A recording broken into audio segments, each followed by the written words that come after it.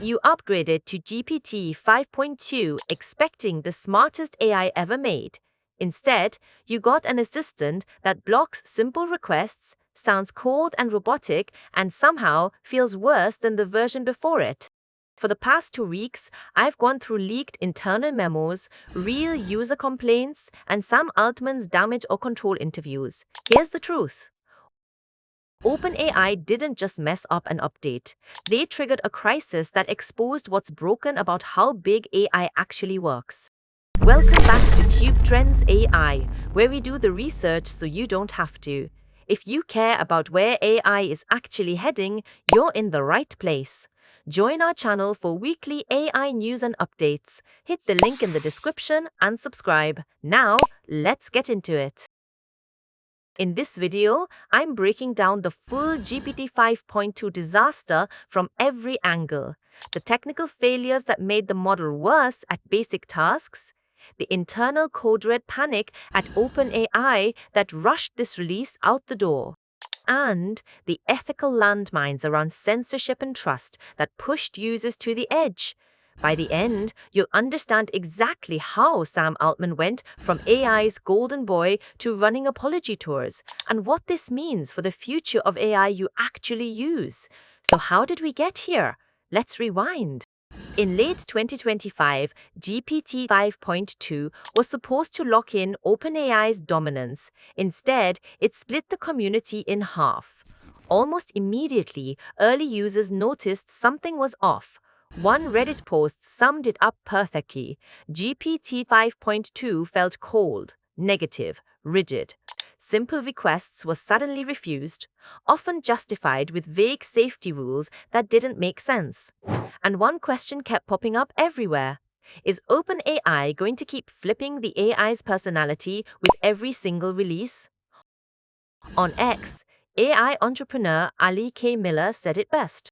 Yes, GPT 5.2 is smart, but it feels less like a helpful assistant and more like a stiff analyst turning easy questions into long, lecture-style answers. At the same time, critics accused OpenAI of massively overhyping abilities that never actually showed up. And here's the key point. This backlash didn't come out of nowhere. To understand why GPT 5.2 failed, we have to look at the disaster that came before it, the original GPT-5 rollout. And that's where things really start to unravel. The backlash was immediate and brutal.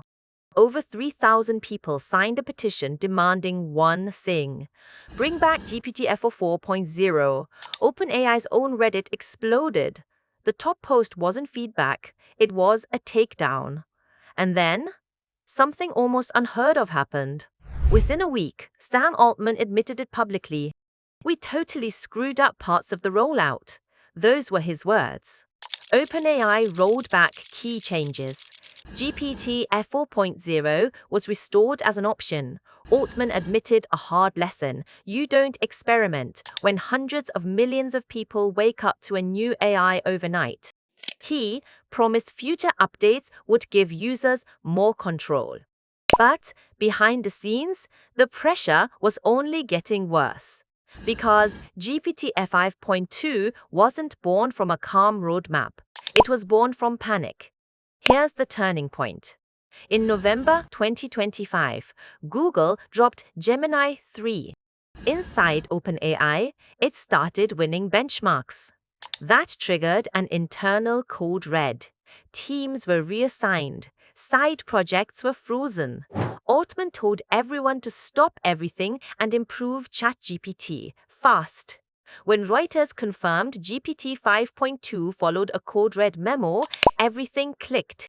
This wasn't a careful upgrade. It was a sprint to answer Google. GPT 5.2 launched in early December 2025 with bold promises: sharper reasoning, better coding, long context mastery. OpenAI claimed it could solve complex tasks 11 times faster than human experts at just 1% of the cost.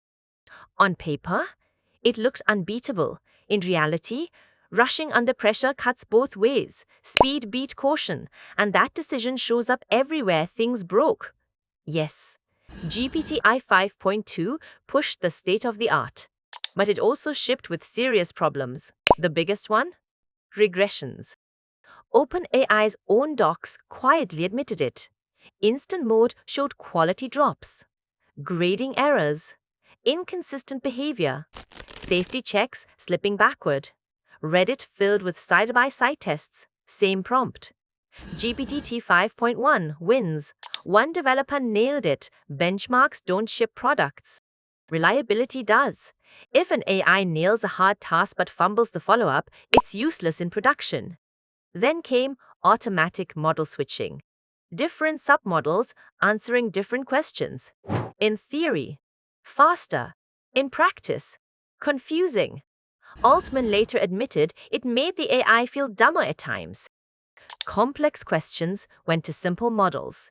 Easy questions hit overthinking.